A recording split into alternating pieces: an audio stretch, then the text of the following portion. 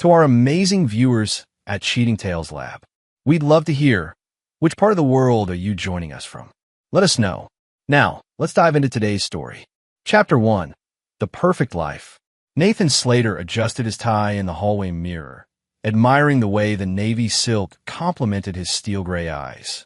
At 34, he'd built everything most men dreamed of: a successful cybersecurity consulting firm, a sprawling colonial home in Westchester County, and what everyone believed was the perfect marriage to Kristen, his college sweetheart. The house buzzed with preparation for their 10th anniversary party. Caterers moved efficiently through the kitchen, transforming Nathan's carefully planned menu into an elegant spread. White roses, Kristen's favorite, adorned every surface, their sweet fragrance mingling with the scent of expensive candles. Mr. Slater, the lead caterer, an efficient woman in her 50s, approached with a clipboard. "We're ready to set up the bar on the terrace. Will Mrs. Slater be joining us for the final walkthrough?" Nathan checked his Rolex, a gift from Kristen last Christmas. "She's at the spa with her sister. She'll be back within the hour." He smiled, the same charming smile that had won over clients worth millions. "I think we got everything covered." As the caterer nodded and returned to her duties, Nathan's phone buzzed. A text from his business partner and best friend, Douglas Cohen. "Can't wait to see you two celebrate tonight. You've got the marriage everyone wishes they had." Nathan smiled, pocketing his phone. If only Douglas knew the work it took to maintain that facade. The late nights when Kristen claimed to be working overtime at her marketing firm. The distant looks during dinner. The way she flinched when he touched her unexpectedly. But tonight was about renewal, about fixing what had grown cold between them. Nathan had first met Kristen Lowry during their sophomore year at Columbia. She was vibrant then, full of dreams about changing the world through advertising. Her laugh could fill a room, and her green eyes sparkled with mischief and intelligence. He'd fallen hard and fast, proposing the day after graduation. The early years had been golden. Nathan's cybersecurity business grew from a one-man operation in their studio apartment to a firm employing 15 specialists. Kristen climbed the ranks at Morrison & Associates, becoming their youngest senior account manager. They were the power couple everyone envied. But success had its price. Nathan traveled frequently, securing government contracts and corporate clients. Kristen worked increasingly long hours, chasing promotions and bigger accounts. Somewhere in the pursuit of their dreams, they'd lost each other. Tonight was meant to change that. Nathan walked through the house one final time, ensuring perfection. The living room had been cleared for dancing, the sound system tested and retested. Photographs from their courtship and early marriage decorated a memory table near the entrance. Snapshots of happier times when Kristen's smile reached her eyes. The guest list included 40 of their closest friends and family. Nathan's parents would arrive from Boston, along with his younger sister Abigail. Kristen's parents were flying in from Seattle, and her sister Danielle would bring her new boyfriend. Colleagues from both their companies would mingle with college friends and neighbors. Everything had to be perfect because Nathan sensed this might be their last chance. He'd noticed the signs for months. Kristen's phone always face down at dinner. Unexpected business trips that couldn't be verified through her company's calendar. The way she developed suddenly specific preferences about restaurants and wine. Knowledge that seemed to come from nowhere. But Nathan was patient. He'd built his career on reading patterns, identifying vulnerabilities, and timing his moves perfectly. If his marriage was under attack, he'd defend it with the same strategic precision he used to protect his clients' data. The doorbell chimed, and Nathan opened it to find Danielle Burton, Kristen's younger sister, carrying an overnight bag and wearing a nervous smile. "Hey, Nathan." Danielle kissed his cheek, her usual warmth somehow strained. "Kristen asked me to come early to help with final preparations." "Of course. She's still at the spa, but you know where everything is." Nathan studied Danielle's face, noting the way she avoided his eyes. "Everything okay? You seem tense. Just tired from the drive." Danielle forced a brighter smile. "This party is going to be amazing. You two are so lucky to have each other." Another lie. Nathan's instincts, honed by years of detecting corporate espionage and security breaches, screamed that Danielle knew something. But he kept his expression neutral, playing the role of the trusting husband. "I'll let you get settled," Nathan said. "Kristen should be home soon." As Danielle headed upstairs, Nathan's phone rang. Kristen's name appeared on the screen, accompanied by the photo he'd taken of her laughing on their honeymoon in Tuscany, back when her happiness was genuine. "Hey, beautiful. How was the spa?" "Relaxing." Her voice carried a strange tension. "Listen, I'm running a bit late. Traffic is heavier than expected." Nathan frowned. He'd checked the traffic apps 20 minutes ago, all clear routes from the spa to their home. "No problem. Take your time." Danielle just arrived. "Oh, good." Relief flooded Kristen's voice. "I'll be there in 30 minutes. I love you." "Love you too." But as Nathan hung up, he noticed something that made his blood run cold. In the background of Kristen's call, he'd heard the distinctive chime of an elevator, not the ambient noise of traffic or a spa. She was lying about her location. Nathan's mind raced through possibilities. An affair was the obvious explanation, but his security background had taught him to look deeper. Who was Kristen really with? And why did Danielle seem so nervous? The house suddenly felt less like a celebration venue and more like a stage where everyone knew their lines except him. But Nathan Slater hadn't built a multi-million-dollar business by backing down from challenges. If someone was playing games with his life, they'd soon discover they'd chosen the wrong opponent. He pulled out his laptop and accessed his company's surveillance software, tools that had helped Fortune 500 companies catch internal threats. If his wife was hiding something, he'd find it. The perfect anniversary party was about to become something else entirely. Chapter 2. The Message. 2 hours before the party start time, Nathan stood in his study reviewing the final guest confirmations when his phone buzzed with a text from an unknown number. "Skip the party. Check the trunk of your wife's car." Nathan stared at the screen, his cybersecurity instincts immediately analyzing the message. The number showed a New York area code, but wasn't in his contacts. The phrasing was urgent, almost desperate. A prank seemed most likely. Maybe one of his college friends trying to inject some mystery into the evening. But something about the timing felt wrong. Too close to Kristen's strange behavior, too coincidental with Danielle's nervous energy. Nathan walked to the window, overlooking their circular driveway. Kristen's silver BMW sat exactly where she'd parked it that morning before leaving for work. She'd taken an Uber to the spa, claiming she wanted to have a glass of wine at the party without worrying about driving. The message could be nothing, but Nathan's career had taught him that seemingly innocent anomalies often revealed larger threats. Corporate hackers rarely announced themselves with dramatic flourishes. They usually operated through subtle manipulations and carefully placed breadcrumbs. He pocketed Kristen's spare key fob and headed outside. The October air carried the scent of burning leaves and approaching winter. Soon, guests would be arriving, eager to celebrate a marriage that might be nothing more than an elaborate performance. Nathan's footsteps crunched on the gravel as he approached the BMW. The key fob felt warm in his hand, not the metal coolness he'd expected after sitting on his desk all day. Someone had used it recently. Nathan's pulse quickened. He pressed the trunk release, and the lid rose with a soft hydraulic whisper. Inside, beneath Kristen's yoga mat and emergency roadside kit, lay a manila envelope thick with documents. Nathan's hands started shaking as he recognized the letterhead, Meridian Life Insurance Company. He pulled out the contents, and his blood turned to ice. The first document was a life insurance policy in his name, $2 million with Kristen as the sole beneficiary. Nathan had never seen it before, but his signature was perfect, dated 6 months ago. The accompanying medical report showed his physical exam results, including blood work and stress tests he definitely hadn't taken. The second document made his knees weak, a detailed psychological evaluation claiming Nathan suffered from severe depression and had expressed suicidal ideation to Dr. Vincent Mullen, a psychiatrist Nathan had never met. The third document was the most damning, a handwritten suicide note in his own penmanship, explaining his overwhelming guilt over business failures and his desire to ensure Kristen's financial security through his death. Nathan's mind reeled. Someone had forged his signature with perfect accuracy. Someone had created fake medical records. Someone had crafted a suicide note in his handwriting, and that someone had access to his wife's car. A sound from the house made him look up. Through the kitchen window, he saw Danielle moving frantically, her phone pressed to her ear. Her body language screamed panic. Whoever she was talking to wasn't receiving good news.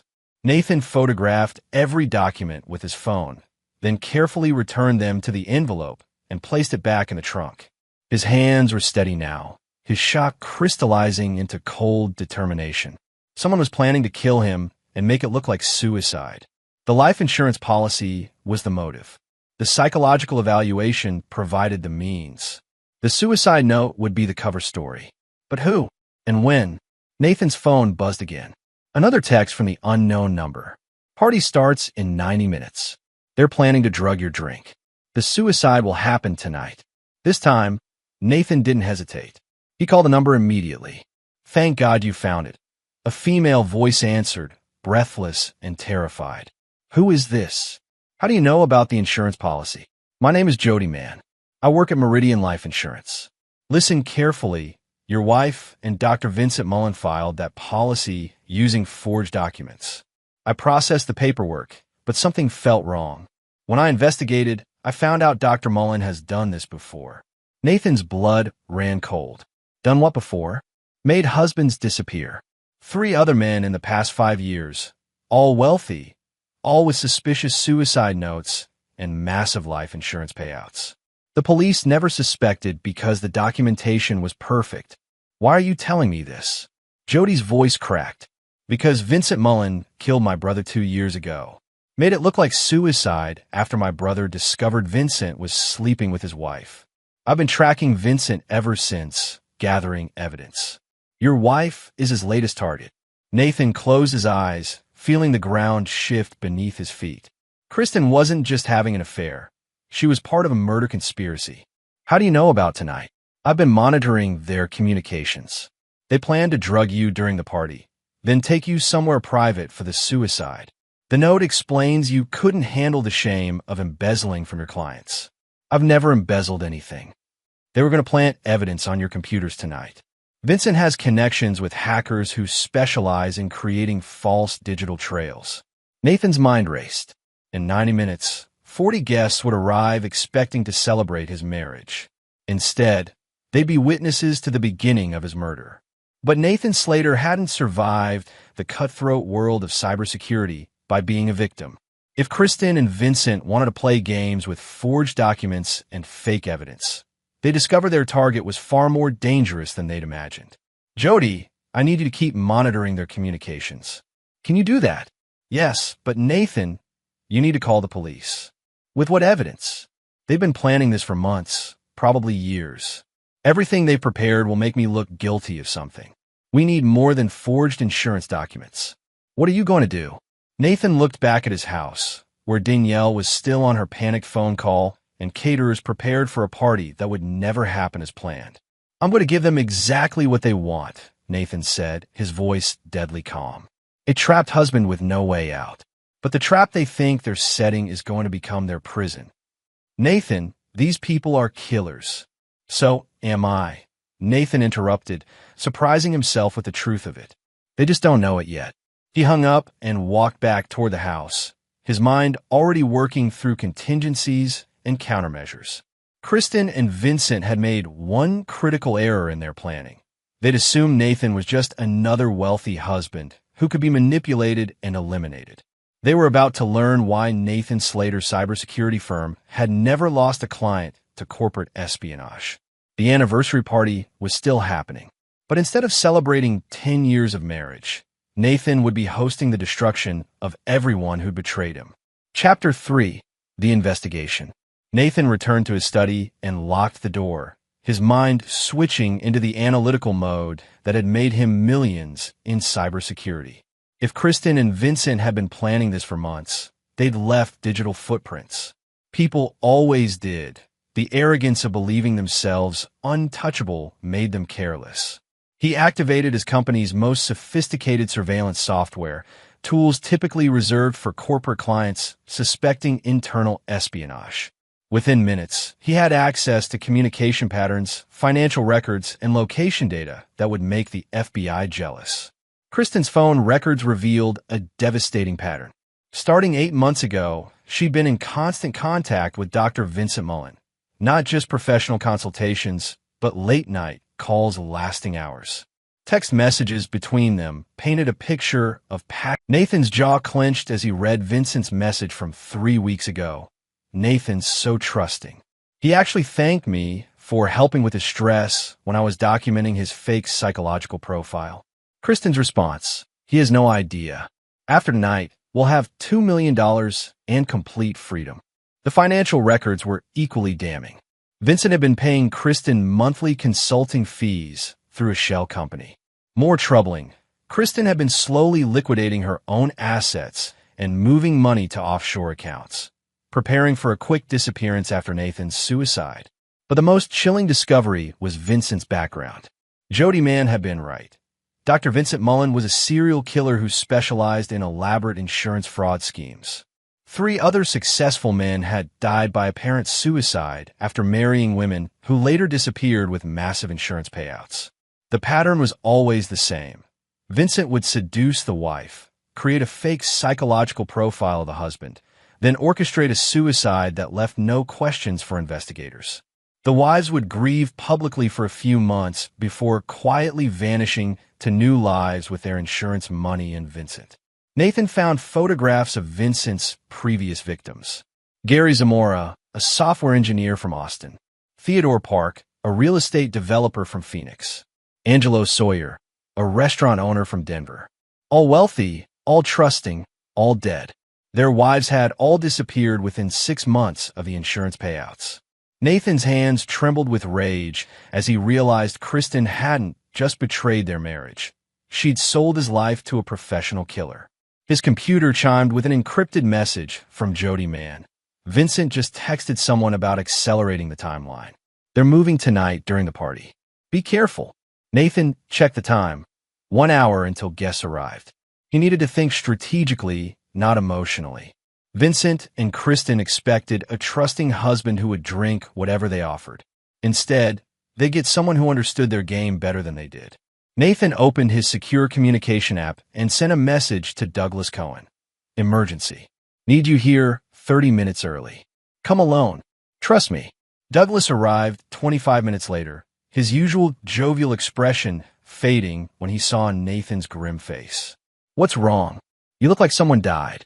Someone's about to, Nathan said, leading Douglas into his study. I need your help, and I need you to promise you'll trust me no matter how insane this sounds. Douglas sat down heavily. As Nathan's business partner for 8 years, he learned to take Nathan's instincts seriously.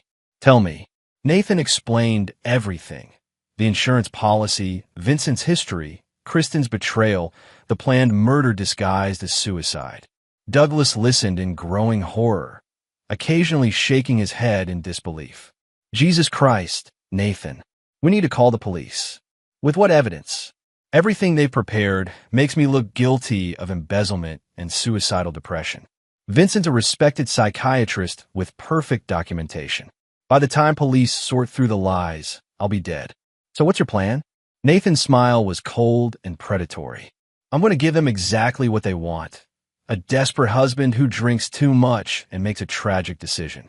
But the tragedy is going to be theirs.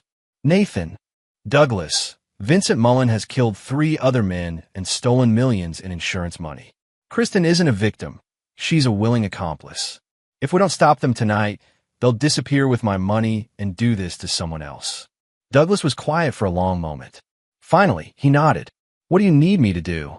Nathan outlined his plan. Douglas would arrive with the other guests and act normally, but he'd be watching everything, recording conversations, and documenting behavior that would later serve as evidence.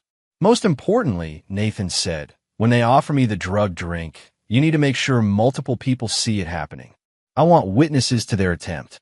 You're going to drink it? I'm going to pretend to drink it. But I need them to believe their plan is working. Nathan pulled out a small device that looked like a hearing aid. Micro camera and transmitter.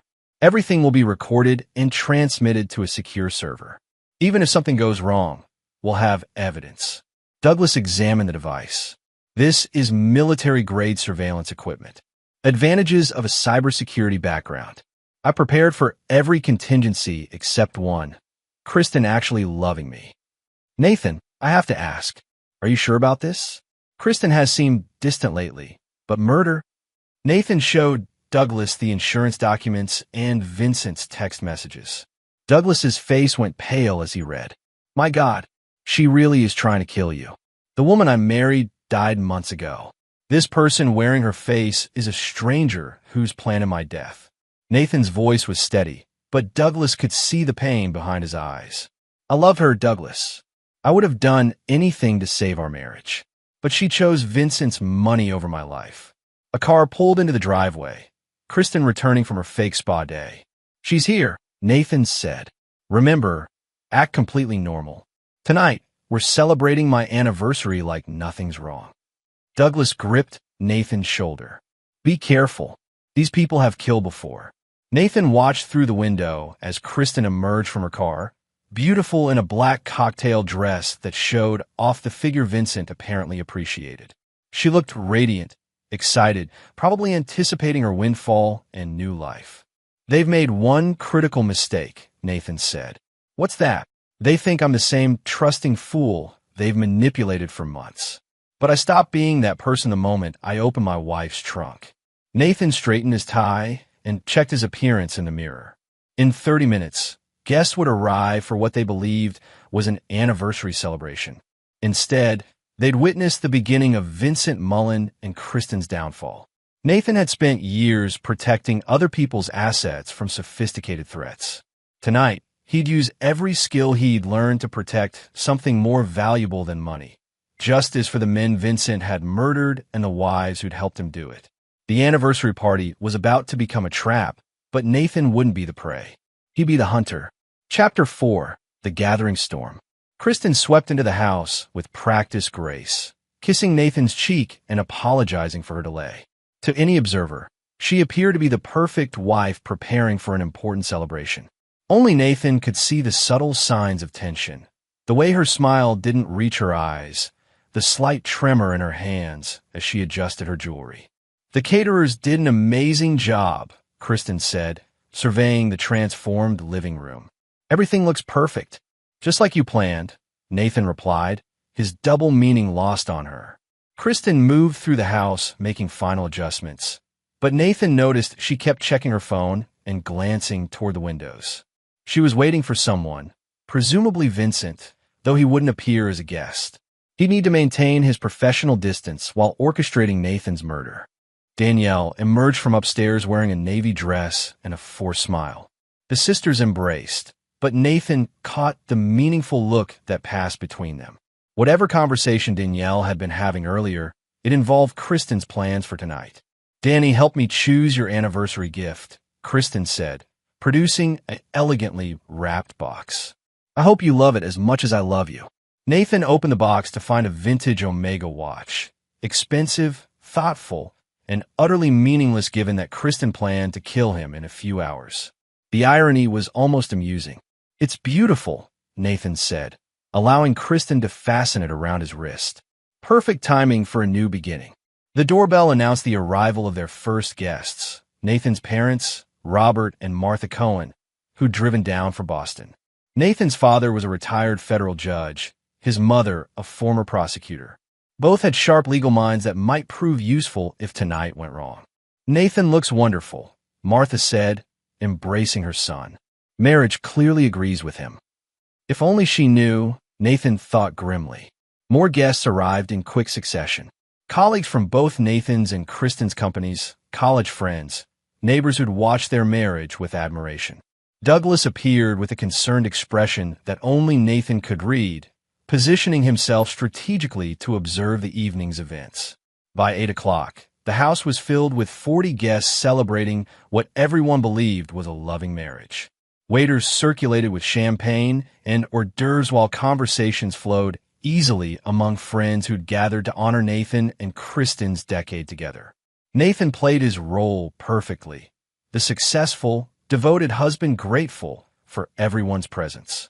He toasted his marriage, shared fond memories, and accepted congratulations from friends who had no idea they were witnessing his last few hours of freedom. But Nathan was also watching, analyzing, and recording everything through his concealed camera. He noticed how Kristen kept checking her phone, how Danielle seemed increasingly nervous as the evening progressed, and how certain guests, particularly Kristen's colleague Holly Spencer, seemed unusually interested in Nathan's alcohol consumption. At 9:15, Nathan's phone buzzed with a text from Jody Mann. Vincent just entered her neighborhood. Black Mercedes. License plate starts with VMD. He's coming. Nathan excused himself and found Douglas near the bar. He's here, Nathan whispered. Vincent is coming. How do you want to play this? Stick to the plan. When they make their move, document everything. If something goes wrong, Nathan. Kristen appeared beside them, her cheeks flushed with champagne and anticipation. You've been such a wonderful host. Why don't you let me fix you a special drink? Something to celebrate our anniversary properly. Douglas tensed, but Nathan smiled warmly. That sounds perfect. What did you have in mind? Your favorite whiskey, but with a special twist I learned about recently. Kristen's eyes sparkled with what Nathan now recognized as malicious excitement. Holly was just telling me about this amazing cocktail that's supposed to be incredibly relaxing. Nathan glanced at Holly Spencer, who was watching their conversation with unusual intensity. Another conspirator, then. How many people were involved in his planned murder? I'd love to try it, Nathan said. But let me finish talking to my parents first. They were just telling me about their anniversary cruise. Of course. Kristen kissed his cheek. I'll have it ready whenever you want it. As Kristen moved toward the bar with Holly, Nathan felt his phone vibrate with another message from Jody. Vincent Carr is parked 3 blocks away. He's not coming to the party directly, probably waiting for confirmation that you've been drugged. Nathan found his parents talking with Danielle near the memory table. His father was examining the wedding photos with the practiced eye of someone who'd spent decades evaluating evidence. You two look genuinely happy in these early pictures, Robert said. But some of the more recent photos seem different somehow. Nathan studied his father's face. Robert Cohen had built his judicial reputation on reading people and situations others missed. What was he seeing? Different how? Nathan asked. Body language. In the early photos, you're both relaxed and natural. In recent pictures, there's distance between you even when you're touching. Kristen's smiles look practiced rather than spontaneous. Martha nodded agreement. I noticed it too. At Christmas, Kristen seemed like she was performing the role of happy wife rather than actually being one. Nathan felt a surge of gratitude for his parents' perceptiveness. They'd seen what he'd been too trusting to notice, that his marriage had become an elaborate deception. Dad, I need to ask you something, Nathan said quietly. If someone were planning to frame an innocent person for a crime, what would be the best way to expose them? Robert's expression sharpened. Is this a hypothetical question? No. Then you need irrefutable evidence of their intent and methodology. Video recordings, documented communications, witness testimony.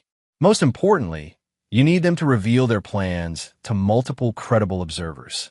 What if the frame involves sophisticated forged documents? Then you need to prove the forgery process itself. Catch them in the act of creating or placing false evidence. Nathan nodded, his plan crystallizing further. Vincent and Kristen had prepared their trap carefully, but they'd made the mistake of assuming Nathan would be a passive victim.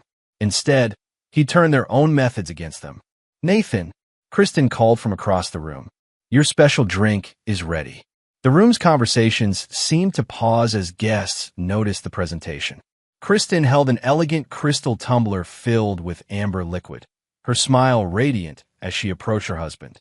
This was the moment, the poison chalice disguised as a loving gesture. Nathan looked around the room at 40 witnesses, at his parents whose legal expertise might be crucial, at Douglas who was already recording everything, at Danielle whose nervous energy confirmed her complicity. Thank you, darling, Nathan said, accepting the glass. Should we make a toast? To 10 more years of happiness, Kristen said, raising her own glass. To getting exactly what we deserve, Nathan replied, the words carrying a meaning only he understood. He brought the glass to his lips as the room watched, knowing that his next few actions would determine whether justice prevailed or whether Vincent Mullen claimed another victim. But Nathan Slater had spent his career staying 3 steps ahead of sophisticated threats. Tonight, his wife and her killer boyfriend would discover they'd chosen the wrong target. Chapter 5. The Performance. Nathan brought the glass to his lips, letting the amber liquid touch his mouth without actually drinking. Years of business entertaining had taught him how to nurse drinks while maintaining sobriety, a skill that would now save his life. "Excellent," he said, lowering the glass and smiling warmly at Kristen. "Complex flavor. Where did you learn about this recipe?" "Holly suggested it," Kristen replied, her eyes bright with anticipation. "She said it's perfect for relaxation." Nathan glanced at Holly Spencer, who was watching him with predatory focus. "I'll have to ask her for the details later. Right now, I should give the anniversary speech everyone's expecting." "Of course," Kristen said, though Nathan caught a flicker of impatience in her expression. She'd expected the drug to work faster. Nathan moved to the center of the room, carrying his glass and maintaining the illusion of gradually increased intoxication. Douglas positioned himself strategically to film everything while Nathan's parents watched with growing concern. They clearly sensed something was wrong. "Friends, family," Nathan began, his voice slightly slurred as if the alcohol was affecting him. "Thank you all for celebrating this milestone with Kristen and me." He paused to take another fake sip, noting how Kristen's attention was riveted on his performance. Several guests looked concerned as Nathan swayed slightly, gripping the mantle for support. "10 years ago, I thought I knew what love meant," Nathan continued, his words becoming more labored. "I thought trust was something you earned over time, that marriage was a partnership built on honesty and mutual respect." Kristen's smile faltered slightly. This wasn't the grateful, romantic speech she'd expected. "But life teaches you things," Nathan said, his voice dropping to a more intimate tone that drew everyone closer. "You learn that people can wear masks for years, that someone you trust completely can be planning your destruction while smiling at your breakfast table." Several guests exchanged worried glances. Douglas continued recording while moving closer to the bar, where Holly Spencer was growing visibly agitated. "Nathan," Kristen interrupted, "maybe you should sit down. I seem what, darling?" Nathan's eyes locked on hers with laser intensity, despite his supposedly intoxicated state. "Drugged? Confused? Ready to make a tragic decision that would leave you very wealthy." The room fell silent. Kristen's face went pale. "What are you talking about?" she whispered. Nathan reached into his jacket and produced the insurance documents he'd photographed earlier. "I'm talking about the $2 million life insurance policy you forged in my name. The fake psychological evaluation from your boyfriend, Dr. Vincent Mullen. The suicide note written in my handwriting." Gasps echoed through the room. Several guests pulled out their phones to record what was obviously becoming a dramatic confrontation. "Nathan, you're not making sense," Kristen said, but her voice carried panic now.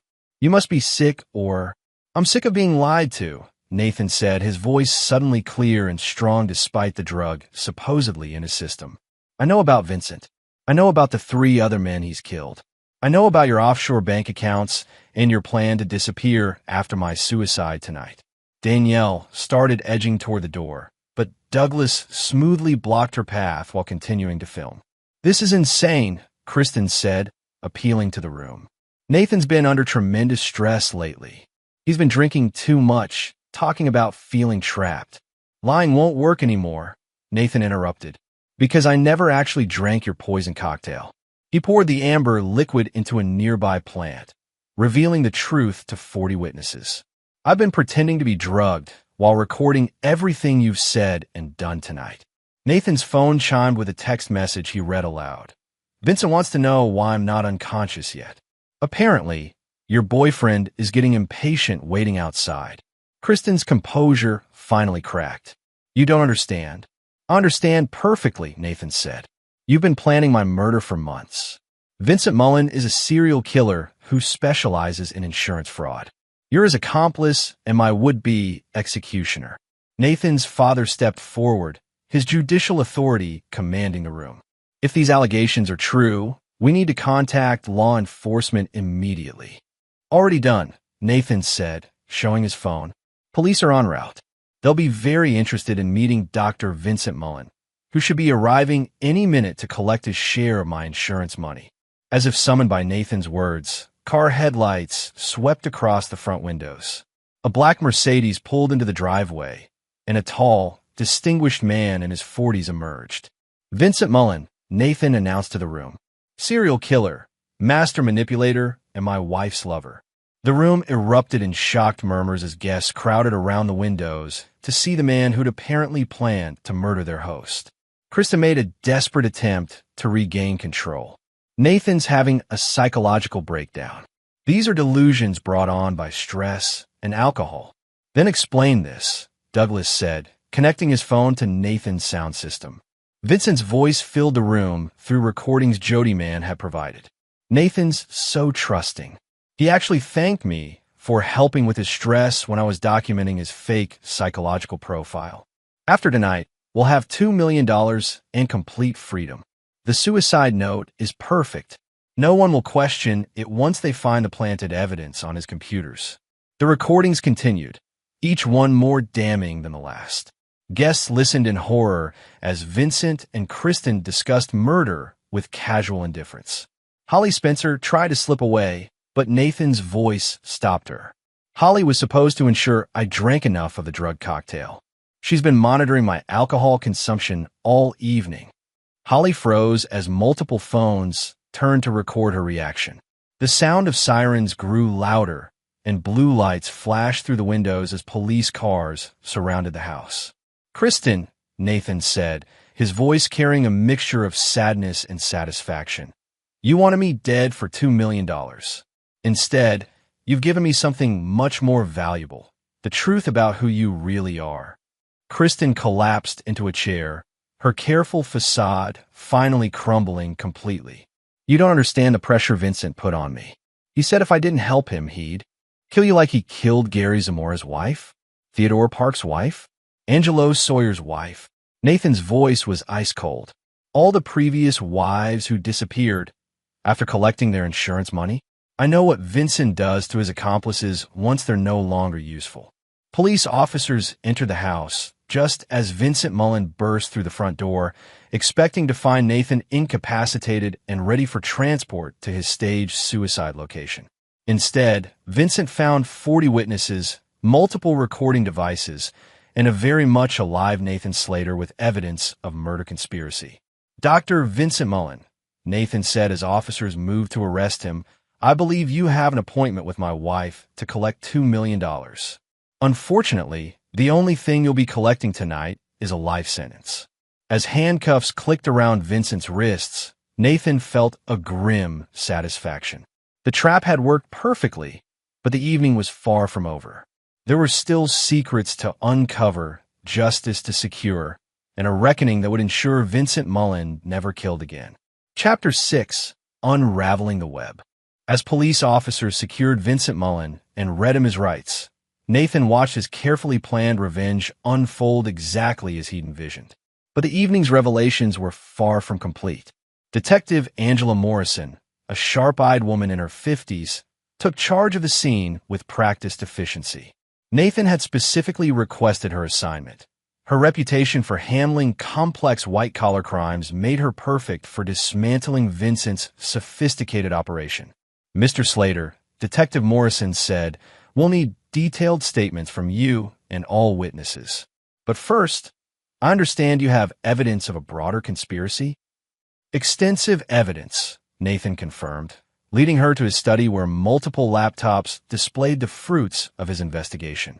Vincent Mullen has been operating this insurance fraud scheme for years, killing successful men and stealing millions in policy payouts. Douglas joined them, his recordings already uploaded to secure servers. We documented everything tonight, the drug drink, the forged documents, even recorded communications between the conspirators. Detective Morrison examined Nathan's evidence files with growing amazement. This is incredibly comprehensive. How did you compile all this? Cybersecurity background, Nathan said. When someone tries to hack your life, you respond with superior technology and better planning. Through the study window, they watched as Kristen was placed in a police car, her designer dress a stark contrast to the handcuffs around her wrists. Danielle and Holly Spencer were being questioned separately, their nervous energy now fully justified. The insurance documents were expertly forged, Detective Morrison noted, examining the policy Nathan had found. Vincent clearly has professional-grade resources. He's been refining his methods for years, Nathan said, pulling up files on Vincent's previous victims. Gary Zamora, Theodore Park, Angelo Sawyer, all wealthy men who died by apparent suicide after their wives started seeing Vincent for marriage counseling. And all the wives disappeared after collecting insurance money? Every single one. Vincent eliminates his accomplices once they're no longer useful. Nathan's voice carried cold satisfaction. Kristen thought she was going to disappear with $2 million and live happily ever after. In reality, Vincent would have killed her within 6 months. Detective Morrison's phone rang. After a brief conversation, she turned back to Nathan with a grave expression. That was the FBI. They've been tracking Vincent Mullen for 3 years, but could never get enough evidence to build a case. Your documentation might be exactly what they need.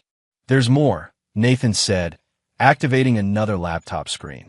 Vincent has offshore accounts containing over $8 million, money stolen from his previous victims. He's also been running fake therapy practices in multiple states, using them to identify wealthy targets. Douglas shook his head in amazement. How many people has this guy killed? At least 6 that we know of, Nathan replied. But the pattern suggests there could be more. Vincent specializes in patient, long-term manipulation.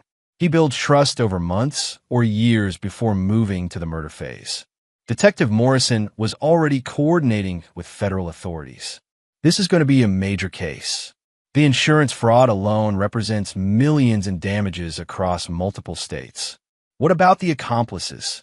Nathan asked. Kristen, Danielle, and Holly all knew about the murder plot. Conspiracy to commit murder, insurance fraud, conspiracy to file false documents. They're looking at serious prison time. Detective Morrison paused. Though I suspect they'll be willing to testify against Vincent in exchange for reduced sentences. Nathan's laptop chimed with an encrypted message from Jody Mann.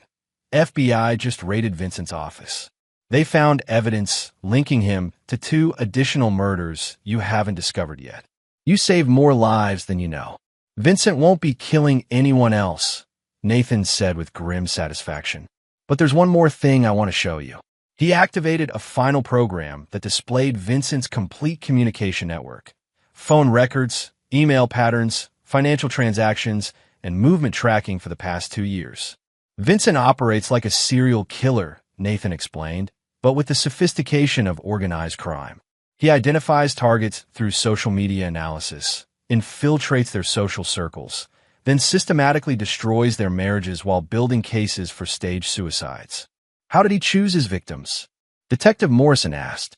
Wealthy men with life insurance potential, strong social standing that would make suicide believable, and wives vulnerable to manipulation. Nathan's voice turned bitter. Kristen fit his target profile perfectly, beautiful, ambitious, and frustrated with our marriage's recent distance. How long had Vincent been manipulating her? At least 8 months, possibly longer. Nathan pulled up a timeline showing the progression of their relationship. He started with legitimate therapy sessions after Kristen claimed to be feeling trapped in our marriage. Then he gradually seduced her while building the psychological profile he'd used to justify my suicide. Detective Morrison studied the timeline with professional fascination. This level of planning and manipulation is almost unprecedented. Vincent's a psychopath with medical training and access to legal documentation, Nathan said. He understands how insurance investigations work, how police evaluate suicide cases, and how to create airtight false narratives. Except he underestimated you. Nathan smiled coldly. Vincent made the same mistake Kristen did. They assumed I was just another trusting victim who could be manipulated and eliminated. They didn't realize they were targeting someone who makes a living exposing sophisticated deceptions. Through the window, they watched as crime scene technicians processed Kristen's BMW, collecting evidence that would strengthen the prosecution's case. The trunk that had contained Nathan's forged suicide documents would now hold the keys to Vincent's downfall. What happens next? Douglas asked. Vincent will try to claim Kristen was the primary conspirator, Detective Morrison said. He'll argue that he was manipulated as much as Nathan was. It's a standard defense for serial manipulators. Won't work, Nathan said confidently. We have recordings of Vincent directing the operation, financial records showing he funded the forged documents, and evidence of his previous crimes.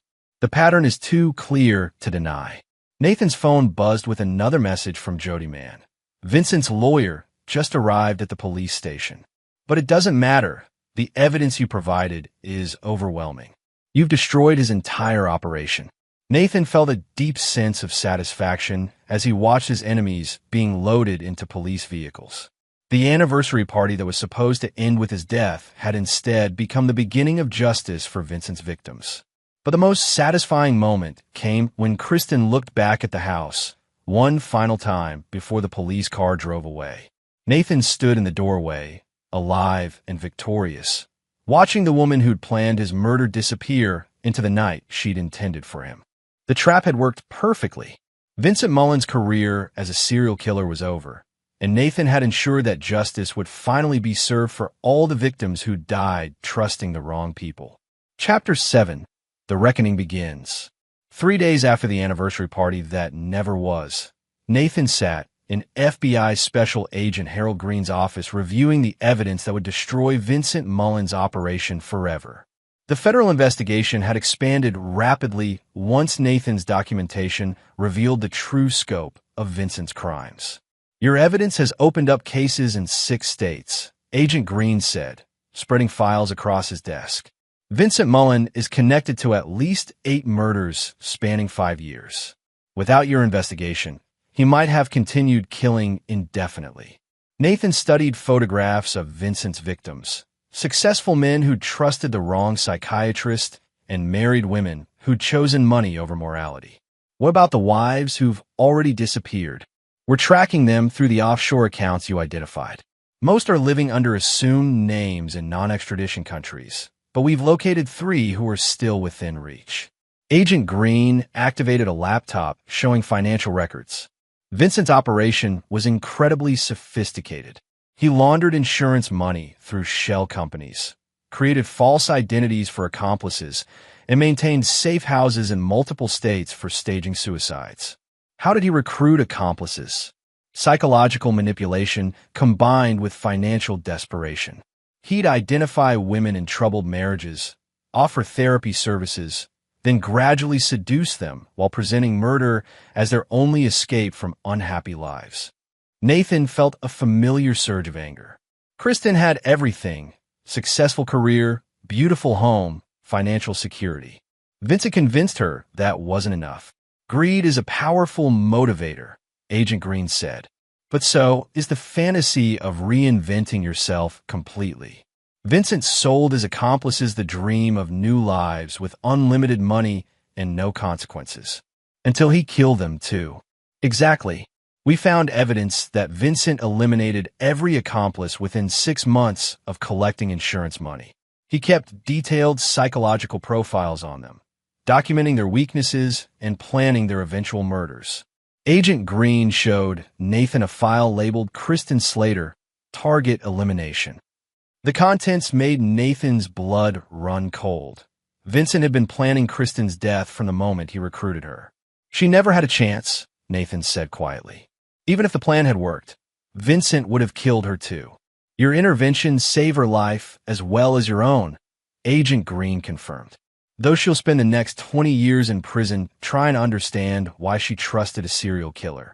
What about the other accomplices? Danielle Burton is cooperating fully in exchange for a reduced sentence. She claims Vincent threatened her family if she didn't help with the anniversary party setup. Holly Spencer is maintaining her innocence, but the evidence is overwhelming. Nathan's laptop chimed with a secure message from Jody Mann, who'd become his unofficial partner in exposing Vincent's network. Vincent's lawyer is trying to plea bargain, but prosecutors won't negotiate. They want him executed for multiple murders. Jody Mann deserves tremendous credit. Nathan told Agent Green. Without her courage in contacting me, Vincent would have succeeded. She's being considered for a federal witness protection program. Vincent's operation had connections to organized crime figures who might retaliate against whistleblowers. What kind of connections? Agent Green showed Nathan surveillance photos of Vincent meeting with known criminals. Money laundering, document forgery, computer hacking. Vincent contracted with professional criminals to support his operations. Some of them are still at large. Nathan studied the photographs with growing concern. Are you saying I might still be in danger? Possibly. Vincent's criminal partners have lost millions in revenue because of your investigation. They might view you as a threat that needs elimination. Then they'll discover the same thing Vincent did. I'm not an easy target. Agent Green smiled grimly. We're hoping you'll consider working with federal law enforcement on a consulting basis. Your cybersecurity skills and experience with Vincent's methods could help us track down his remaining associates. What exactly are you proposing? Vincent's computer network contains encrypted files we haven't been able to crack. His financial records reference clients and partners we can't identify. We need someone with your technical expertise to help complete the investigation. Nathan considered the offer carefully. Continuing to hunt Vincent's associates would mean prolonging his involvement with the case, but it also meant ensuring that no other innocent people would die from Vincent's legacy. I'll do it, Nathan said. But I want guarantees about my security and access to all relevant intelligence. Done. You'll have federal protection and complete access to our investigation files. Agent Green's phone buzzed with an urgent call. After a brief conversation, he turned to Nathan with a grave expression. Vincent just requested a meeting with you. He claims he has information about threats to your life that only he can provide. Nathan felt a chill of recognition. He's trying to manipulate the situation even from prison. Probably. But if there really are criminal associates planning retaliation, we need to know about them. When does he want to meet?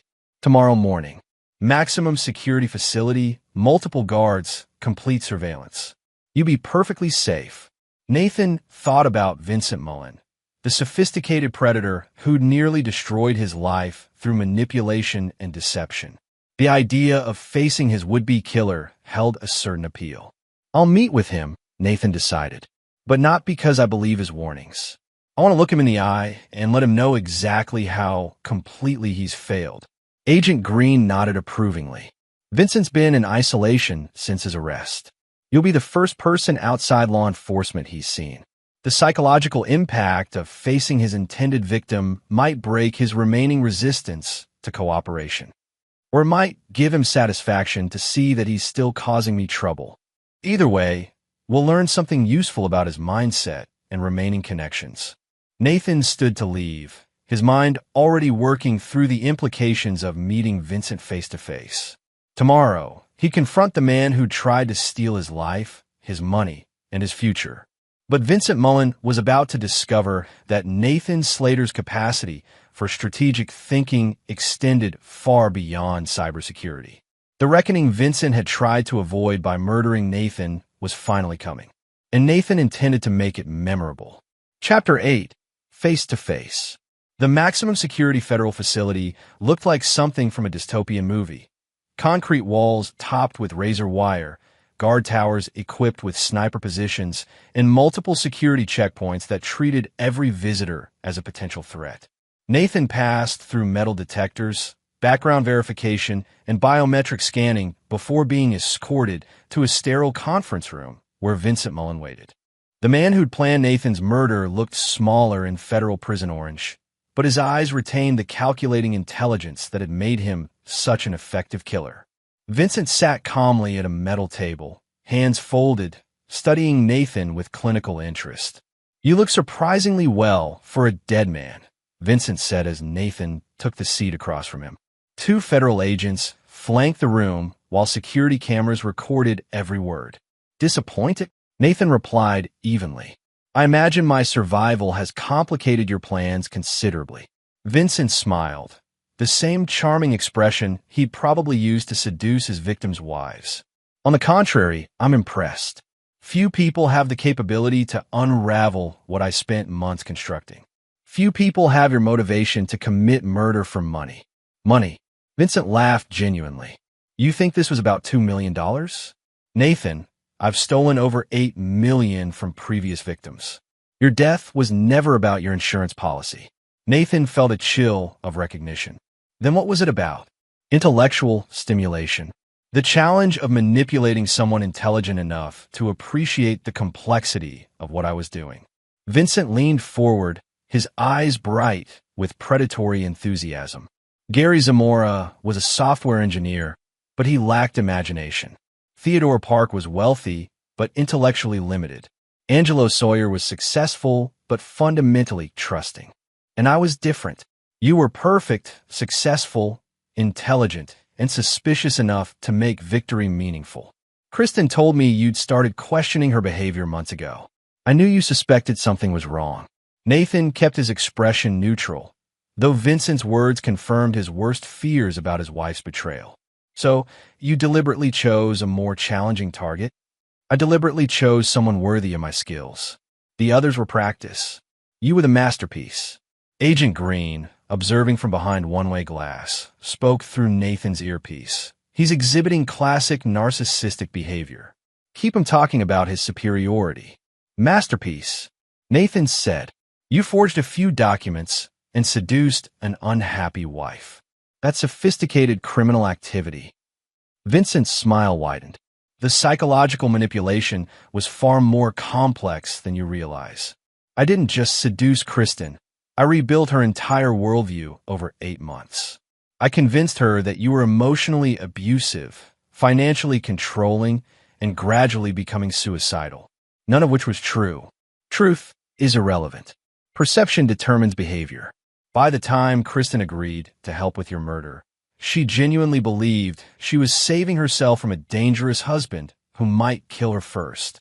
Nathan felt his anger rising, but forced himself to remain calm. And the other accomplices? Danielle was convinced you'd been threatening Kristen for months. Holly believed you were embezzling from clients and planning to frame Kristen for your crimes. Each person received carefully tailored information designed to make your death seem justified. Information you fabricated. Information I crafted to serve my purposes. The art isn't in killing people, Nathan. Any fool can commit murder. The art is in making everyone believe the victim deserved to die. Agent Green's voice crackled through Nathan's earpiece. Ask him about the criminal network. We need names and locations. Your artistic ambitions required significant resources, Nathan said. Document forgers, computer hackers, money launderers. Who are your business partners? Vincent's expression grew more guarded. Why would you assume I needed partners? Because I've analyzed your financial records and communication patterns. You paid contractors for services you couldn't provide yourself. I want to know who they are. And why would I share that information? Because they're planning to kill me for destroying their revenue stream. Your own lawyer told federal agents about threats against my life. Vincent laughed delightedly. You're worried about Francesco and his associates?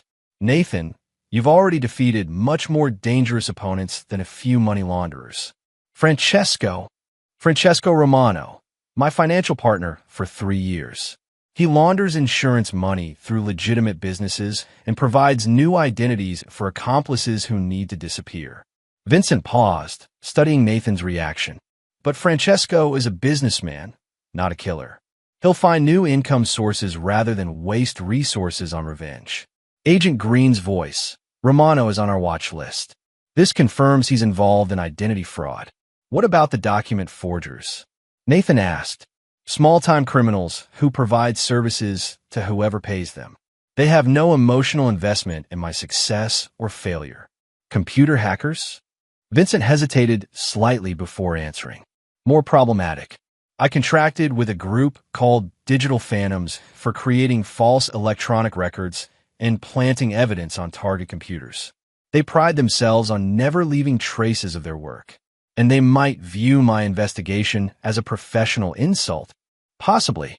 Digital Phantoms don't appreciate having their methods exposed to federal investigators. Your cybersecurity background makes you a particularly offensive threat to their operations. Agent Green, Digital phantoms have been linked to corporate espionage and identity theft. Definitely dangerous. Nathan processed this information while studying Vincent's face for additional tells. You're enjoying this, aren't you?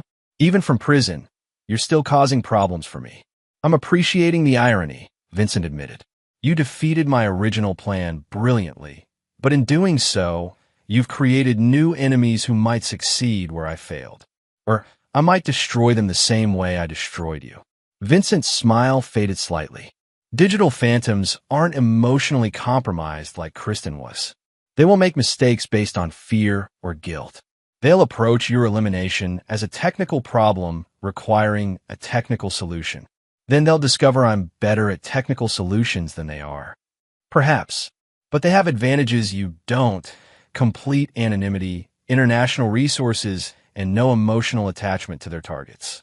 When digital phantoms decide to kill someone, they don't spend months building elaborate psychological manipulations.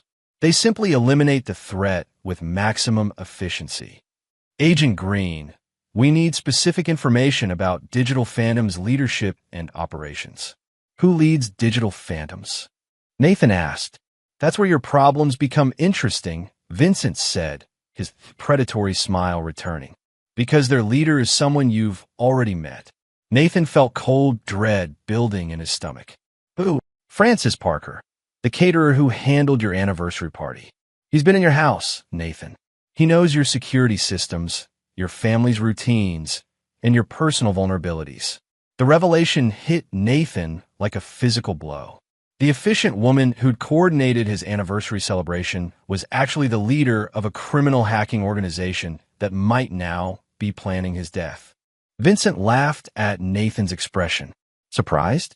Frances has been running surveillance on you for months, gathering information for your planned suicide. She knows everything about your life that I needed to know. How long has she been watching me? Since I first identified you as a target. Frances embedded herself in your life gradually. First as a vendor for Kristen's company events, then as your personal caterer for the anniversary party. You trusted her completely. Nathan's mind raced through implications. Francis Parker had unlimited access to his home, his security systems, his personal habits. If Digital Phantoms wanted him dead, they already possessed everything they needed to plan his murder. Now you understand why I requested this meeting, Vincent said with satisfaction. Not to warn you about Francesco Romano or small-time forgers. To let you know that the real threat is someone who's already inside your defenses. Agent Green's urgent voice. We need to get you into protective custody immediately. But Nathan was already thinking 3 steps ahead, the way he'd learned to do in cybersecurity. If Frances Parker thought she had advantages over him, she was about to discover that Nathan Slater's capacity for strategic planning extended far beyond what Vincent had observed. The reckoning was about to become much more personal. Chapter 9. The Final Trap. Nathan left the federal facility with his mind racing through contingencies and countermeasures. Francis Parker's infiltration of his life represented a sophisticated threat, but it also presented an opportunity. If Digital Phantoms thought they had advantages over him, Nathan would use their confidence against them. Agent Green insisted on immediate protective custody, but Nathan had different plans. Protection won't solve the long-term problem, Nathan explained as they drove away from the prison. Digital Phantoms will wait until federal attention diminishes, then strike when I'm vulnerable. I need to eliminate the threat permanently. These aren't amateur criminals like Vincent's accomplices. Digital Phantoms have military-grade resources and international connections. Then we'll use superior strategy to defeat superior resources. Nathan activated his secure communication system and contacted Douglas Cohen, who'd been monitoring Digital Phantom's activities since Vincent's revelation. What did you find? Nathan asked. Francis Parker's surveillance of your home was incredibly comprehensive, Douglas reported. She installed micro cameras in your security system, keyloggers on your computers, and tracking devices in your vehicles. You've been completely compromised for months. Good. That means she thinks she knows everything about my capabilities and responses. Agent Green looked puzzled. How is total surveillance good news? Because Francis has been watching Nathan Slater, the trusting husband, not Nathan Slater, the cybersecurity expert, Douglas explained. She's never seen him operate in full defensive mode. Nathan smiled grimly. Francis embedded herself in my life to gather intelligence for Vincent's operation. But Vincent never told her about my professional capabilities because he didn't think they'd be relevant to a drug victim's staged suicide. What are you planning? Agent Green asked. The same thing I did to Vincent. Give them exactly what they expect while preparing a trap they can't see coming. Nathan outlined his strategy. Francis Parker would be expecting a frightened target seeking federal protection. Instead, she'd encounter someone who'd spent years developing countermeasures against sophisticated digital threats. First, we're going to let Francis believe her surveillance is still secret. I'll return home and resume normal activities while actually feeding her false information through the compromised systems. That's incredibly dangerous, Agent Green protested. Only if digital phantoms realize they're being manipulated. But Francis has been watching me for months without knowing I suspected anything. She'll assume I'm still oblivious to her presence. Douglas pulled up architectural plans for Nathan's house on his laptop. We can use Francis's own surveillance against her. If we know where her cameras and listening devices are located, we can control what information she receives. Exactly. We'll use her systems to feed digital phantoms false intelligence about my location, my security measures, and my knowledge of their operations. Agent Green was beginning to understand the strategy. You're going to let them plan an attack based on incomplete information. I'm going to let them plan an attack based on completely false information. When digital phantoms move against me, they'll find something very different than what they expected. Nathan activated his company's most sophisticated security protocols, systems designed to protect against corporate espionage and international hacking operations. Within hours, his home would become a fortress equipped with countermeasures Francis Parker had never observed. What about backup? Agent Green asked. If this goes wrong, it won't go wrong because we're controlling every variable. Francis thinks she knows my capabilities, my resources, and my psychological profile. She's wrong about all three. Nathan's phone chimed with an encrypted message from Jody Mann, who'd been monitoring Digital Phantom's communications. Francis just contacted her team about accelerated timeline. They're planning to move within 48 hours. Perfect, Nathan said. That gives us just enough time to complete our preparations. What if Digital Phantoms has capabilities you haven't anticipated? Agent Green asked. Nathan's smile was cold and confident. Then they'll discover that Nathan Slater has capabilities they haven't anticipated either. Over the next 24 hours, Nathan transformed his home into an elaborate trap while maintaining the appearance of normal routine. Francis Parker's surveillance showed him working from his study, eating dinner alone, and displaying signs of stress about Vincent's threats. Exactly what Digital Phantoms would expect from a frightened target. But the reality was very different. Nathan's security team had installed military-grade defensive systems, electronic countermeasures, and recording equipment that would document Digital Phantom's attack in perfect detail. Every room in the house became a monitored zone where any intrusion would be instantly detected and recorded. Douglas coordinated with federal agents to position backup teams within rapid response distance while maintaining invisibility to Francis's surveillance network. If Nathan's trap failed, overwhelming force would be available within minutes. But Nathan was confident the trap would work perfectly. Francis Parker had made the same mistake Vincent Mullen had, assuming Nathan was a passive victim who could be manipulated and eliminated through superior planning. Both had failed to understand that Nathan's cybersecurity expertise had prepared him for exactly this type of sophisticated attack. On the evening of Digital Phantom's planned assault, Nathan sat in his study reviewing security feeds that showed Francis Parker and 3 associates approaching his property. They moved with military precision, using advanced equipment to neutralize what they believed were his security systems. But Francis's intelligence was 6 months old. The defenses she thought she was bypassing had been replaced with systems she'd never seen. Nathan activated his secure communication link to Agent Green. Digital Phantoms is moving. for operatives with professional equipment. They'll be inside the house within 10 minutes. Are you sure about this? We can still extract you. I'm sure. Frances Parker thinks she's walking into a trap designed for Vincent Mullen's amateur operation. She's about to discover she's walking into something designed specifically for international cybercriminals. Nathan watched through hidden cameras as digital phantoms breached his outer perimeter, their confidence evident in their casual efficiency. Frances directed her team with hand signals, moving toward the study where thermal imaging showed Nathan working at his computer. But the thermal signature was false, generated by equipment Nathan had installed to misdirect attackers. He was actually positioned in a secure safe room with complete command and control over every system in the house. Frances Parker, Nathan said through concealed speakers as digital phantoms reached his study door, leader of digital phantoms and Vincent Mullen surveillance specialist. You're under arrest for conspiracy to commit murder, computer fraud, and federal racketeering charges. Emergency lighting flooded the house as FBI agents swarmed through entrances Frances hadn't known existed.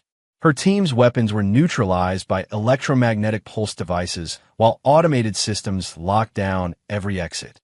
Frances Parker, the efficient caterer who'd planned Nathan's anniversary party, found herself trapped in the same house she'd surveilled for months. Except the house had been completely transformed into a federal evidence-gathering operation. Nathan Slater, Frances said as agents placed her in handcuffs, "You're more resourceful than Vincent indicated." Vincent made the mistake of underestimating his target, Nathan replied through the speakers. You made the mistake of believing Vincent's assessment. As Digital Phantoms was led away in custody, Nathan felt the deep satisfaction of complete victory. Vincent Mullen's operation had been dismantled, his criminal associates had been captured, and justice had finally been served for all the victims who died trusting the wrong people. But most importantly, Nathan had proven that intelligence, preparation, and strategic thinking could defeat any threat, no matter how sophisticated or dangerous. The anniversary party that was supposed to end his life had instead become the beginning of justice. And Nathan Slater had emerged stronger, smarter, and completely victorious over everyone who'd tried to destroy him. Epilogue. 6 months later, Nathan sat in his rebuilt study reading news reports about Vincent Mullen's conviction and death sentence. The trial had been swift and decisive. Overwhelming evidence from Nathan's investigation had made Vincent's guilt undeniable. Kristen received 20 years for conspiracy to commit murder. Danielle got 5 years for her cooperation. Holly Spencer received 15 years for her role in the drugging attempt. Frances Parker and Digital Phantoms faced life sentences for multiple federal crimes spanning several years. Nathan's cybersecurity firm had grown exponentially, specializing in protecting individuals from sophisticated personal threats. His experience defeating Vincent's operation had made him the most sought-after consultant in personal security. But the greatest victory was simpler. Nathan was alive, free, and surrounded by people who actually cared about his well-being rather than his bank account. The anniversary that was supposed to celebrate 10 years of marriage had instead marked the beginning of Nathan's real life, one built on truth rather than deception, surrounded by genuine relationships rather than elaborate manipulations. Vincent Mullen had tried to steal Nathan's life for intellectual satisfaction. Instead, he'd given Nathan something much more valuable: the knowledge that he was strong enough to survive anything. This is where our story comes to an end. Share your thoughts in the comments section. Thanks for your precious time. If you enjoyed this story, then please make sure you subscribe to this channel. That would help me a lot. Click on the video you see on the screen, and I will see you there.